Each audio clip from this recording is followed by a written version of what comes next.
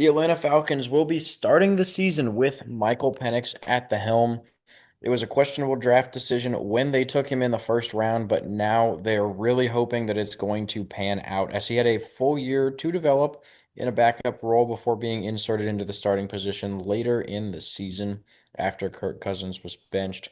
And I do think that Michael Penix has the potential to be one of the better quarterbacks actually out of that draft class. And overall, the Falcons have some potential this year, but I really do think they're going to struggle quite a bit because of some weaknesses on this team, particularly the defensive line. Against the Buccaneers early on, I think that's also going to be quite a bit of a problem because the Buccaneers have one of the best passing offenses in the NFL coming into this season. Baker Mayfield at quarterback and a wide receiver core consisting of Mike Evans, Chris Godwin, and their first round draft pick, Emeka Egbuka. The fact that the Falcons will not be able to get any pressure on Baker Mayfield is going to allow him to sit in the pocket and make some good decisions, throwing to some of the best route runners in all of the NFL. That's going to be scary to watch. I think that the Buccaneers absolutely run away with it to start the season. And the Falcons can make it competitive earlier on because their strength is their secondary with the return of Jesse Bates and AJ Terrell, along with D. Alford, who all were very solid in the secondary last year. But with those concerns on the defensive line, with really the only player of note being David Onyemata, I really don't see how the Falcons could get a win over the Buccaneers this early on in the season, even if it is a home game for the Falcons. Not to mention that the Buccaneers also have a really solid backfield of Bucky Irving and Rashad White, who can take advantage of this weaker defensive line. Week two, they're on the road to face the Vikings in prime time, and it is a rematch between former national championship quarterbacks Michael Penix versus JJ McCarthy. JJ McCarthy got the better of Michael Penix in the 2023 national championship game, but he is coming off of a serious injury that kept him sidelined for the entire 2024 season. So JJ McCarthy has not played football in about 18 months. But he's still being inserted into one of the best possible situations a quarterback can ask for. You have Justin Jefferson at the wide receiver position. You have Aaron Jones in the backfield. You have an offensive line that has drastically improved after being one of the worst offensive lines in the league. And then defensively, you're looking at one of the best pass rushing duos in Andrew Van Ginkel and Jonathan Grenard, a secondary that, while did struggle a little bit and needed to be addressed during the draft, is still very solid with Harrison Smith and Byron Murphy returning, who were both very solid last year and have been very solid players at the NFL level. Is the secondary going to be enough to withstand this Falcons offense that has Bijan Robinson, Drake London, Darnell Mooney, and Kyle Pitts, all phenomenal weapons for Michael Penix to use?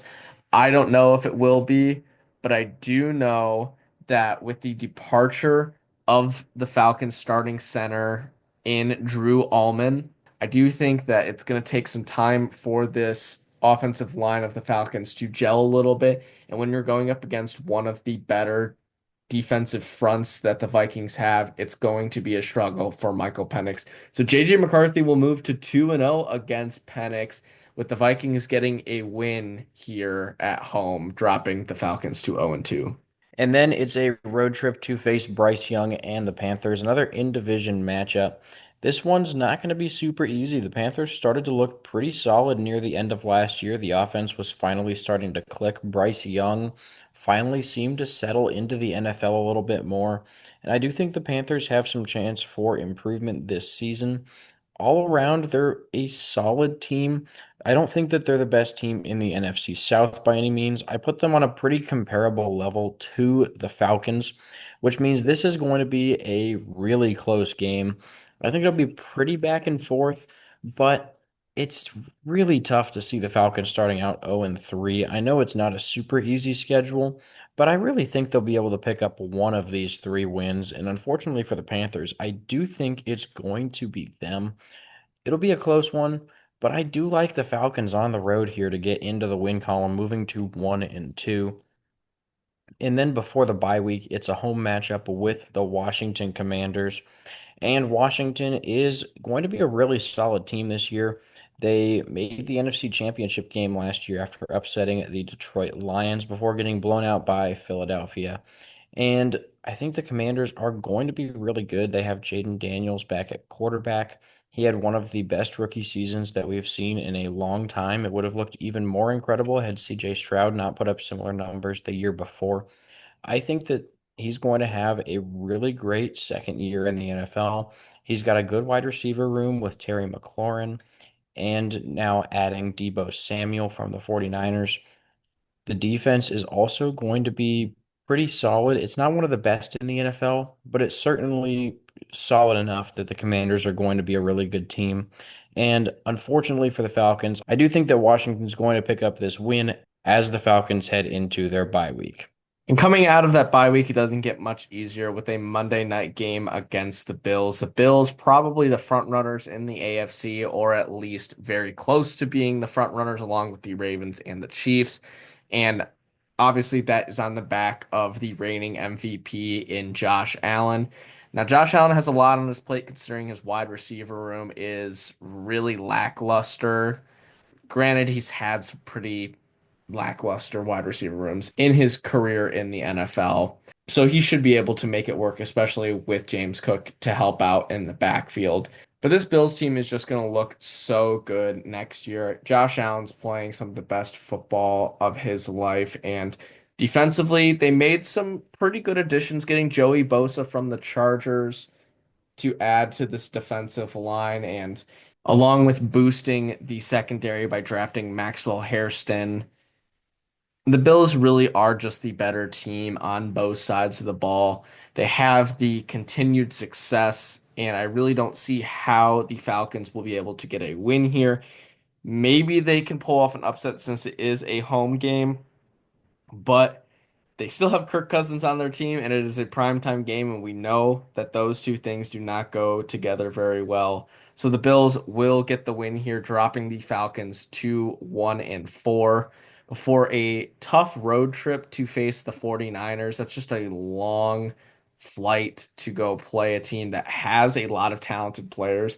Brock Purdy just got paid this past offseason. You still have Christian McCaffrey and George Kittle and a wide receiver room that, if they all decide to play and be happy that they get to play in the NFL, can be very good with Brandon Ayuk, Juwan Jennings, and Ricky Pearsall. But like I said, that wide receiver room has a lot of issues. Brandon Ayuk's coming off of an injury and wants out. Juwan Jennings wants a new contract, and if he doesn't get it, he also wants out. And Ricky Pearsall, even though he was playing last year after recovering from a gunshot wound, that's still a big hurdle to overcome. So overall, this 49ers team has a lot of potential, but we've seen with them being so injury riddled that their season can get derailed very, very quickly. Defensively, they still have Nick Bosa, who's one of the best edge rushers in the league, along with Fred Warner, who is probably the best linebacker in the NFL. They drafted Michael Williams, who is going to be another solid addition to this defensive line. But the secondary has taken some hits. They're dealing with some injuries, and they've lost a couple key secondary players to free agency. So overall, I do think the 49ers have way too many questions. And compared to this Falcons team that looks pretty solid, at least offensively, they should be able to get the job done on the road. So they get back in the win column for the first time since week 3. Then they're back at home to face the Miami Dolphins, and Miami's a team that we actually think is going to be pretty bad this season. They have talented players, but those players are very injury prone. Everybody knows that Tyreek Hill gets hurt quite often. You have Tua at quarterback, and he's been struggling with concussions over the past few seasons.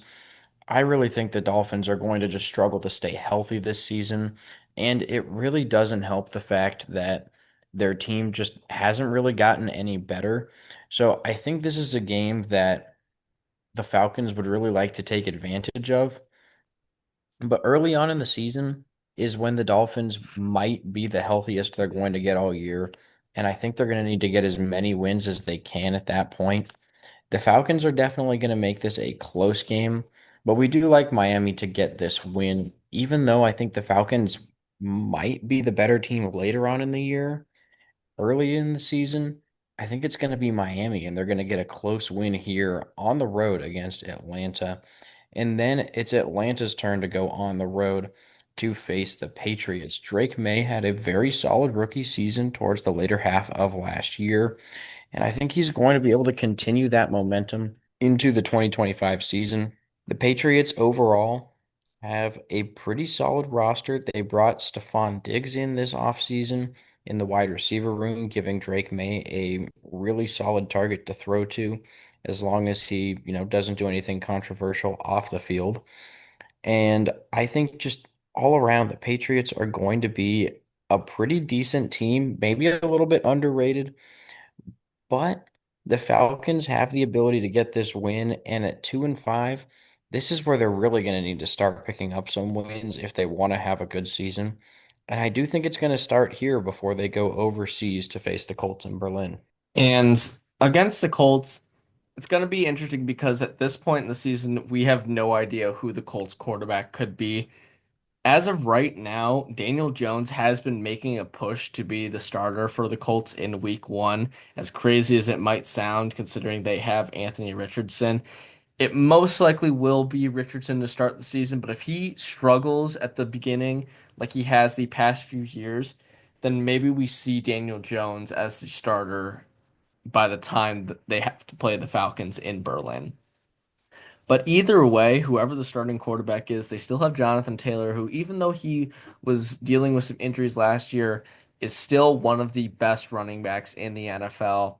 The wide receiver room, however unorthodox it may be, has been very solid with Michael Pittman, Alec Pierce, and Josh Downs.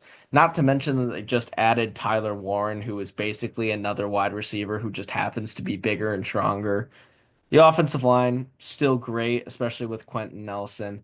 And then defensively, they made some great moves in free agency, signing Charvarius Ward after he didn't re-sign with the 49ers, along with already having Kwity Paye, DeForest Buckner, Leatu Latu, just very, very solid players. While it might not be one of the best defenses in the league, it is still one of the better ones, at least in the top half, especially with the addition of Charvarius Ward. I think the Colts, regardless of who the starting quarterback is, will be able to put up a good fight against this Falcons team, and it really could go back and forth.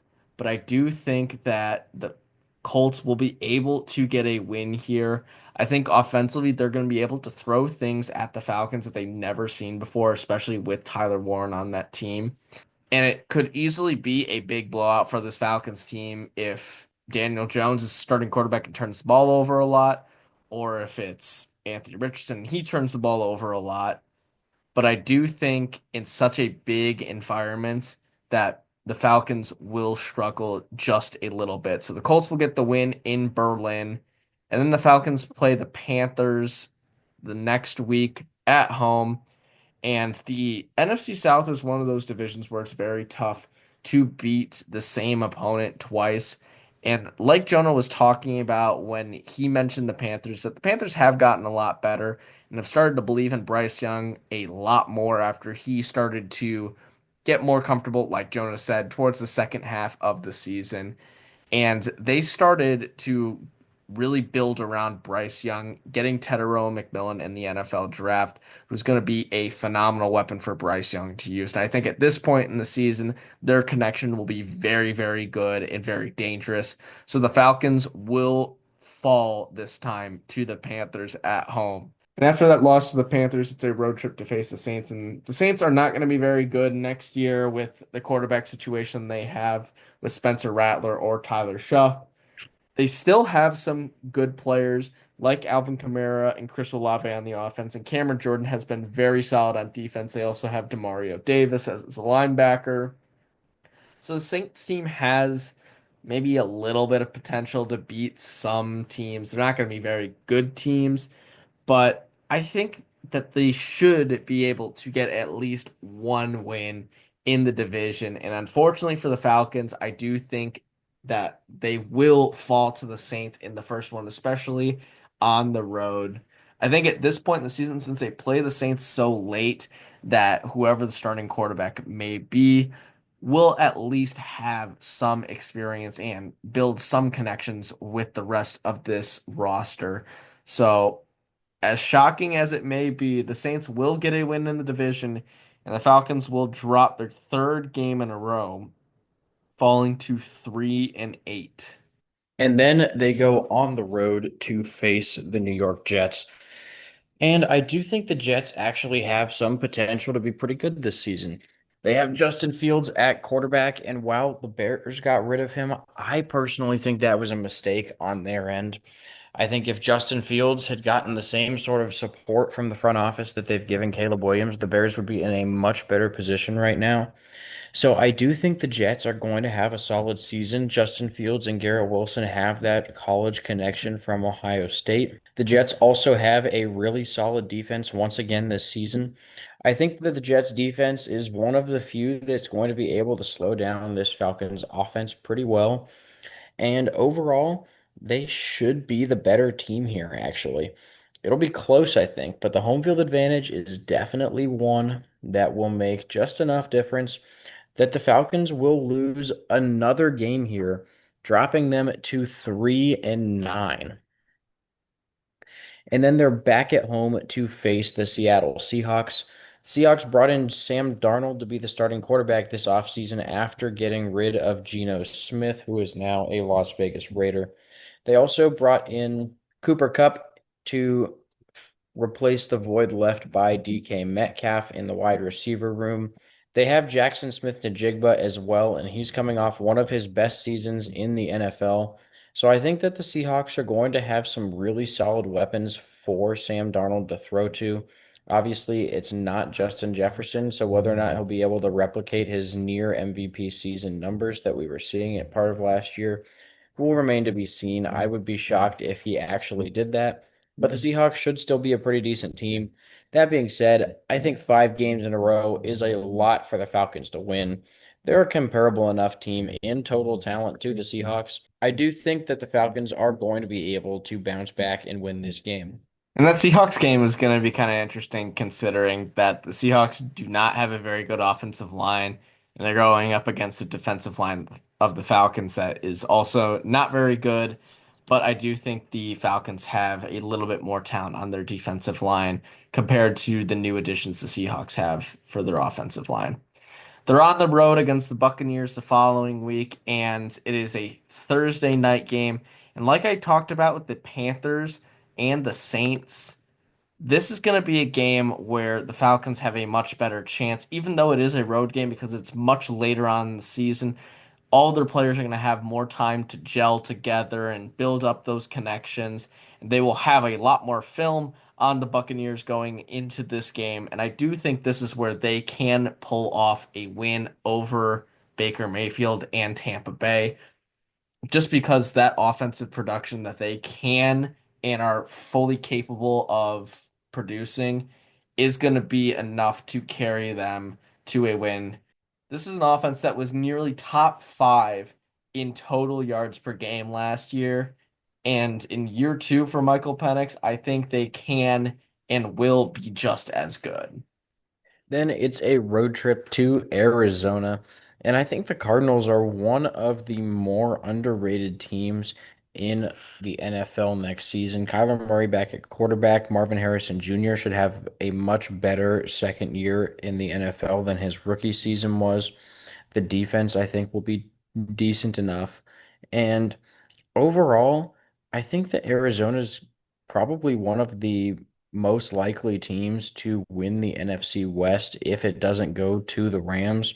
I think they have a better chance than the 49ers, which would probably shock a lot of people. And I think they're going to give the Falcons a really close game here.